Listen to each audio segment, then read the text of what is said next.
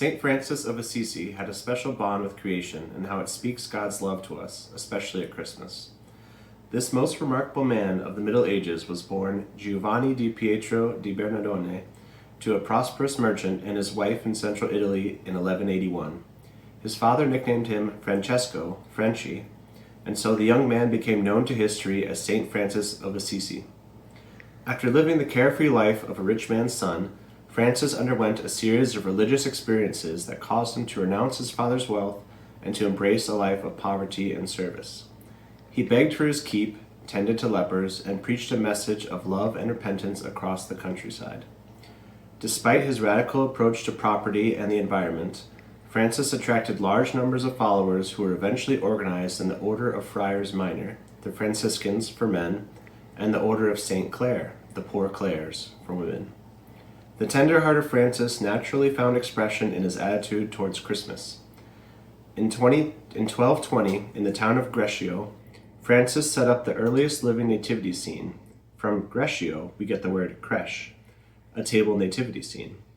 It had been customary for centuries for churches to set up a model of a crib near the altar during the Christmas season, but Francis was the first to use real animals, a donkey and an ox, a manger full of straw, and a tiny baby to bring home the long-ago events in Bethlehem and make the incarnation and humanity of Jesus real to the ordinary people.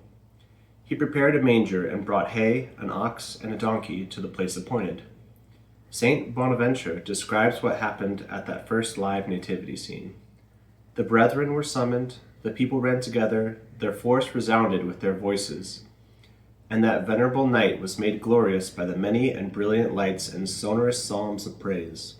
St. Francis stood before the manger, full of devotion and piety, bathed in tears and radiant with joy. The Holy Gospel was chanted by Francis. Then he preached to the people around the nativity of the poor king. Being unable to utter his name for the tenderness of his love, he called him the Babe of Bethlehem.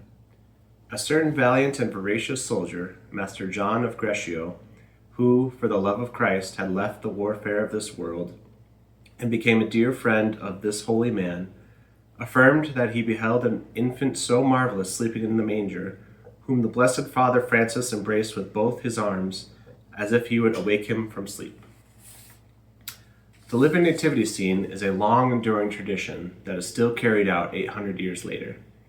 We are used to seeing in our Christmas manger scenes that on that holy night when Jesus was born, that the donkey and the ox and the sheep and the lambs were all gathered around him, not to feed from the manger, but to worship the tiny newborn king whose bed it had become. Why was St. Francis so overwhelmed with love for the Babe of Bethlehem as he stood in worship before the manger? It was the fact of God's coming to earth in such humble circumstance as a tiny infant that won a mighty victory for us, ultimately a victory over death itself. This is the meaning of Psalm 148, the horn of victory raised and the reason for the praises of all creation. And we too bow in adoration.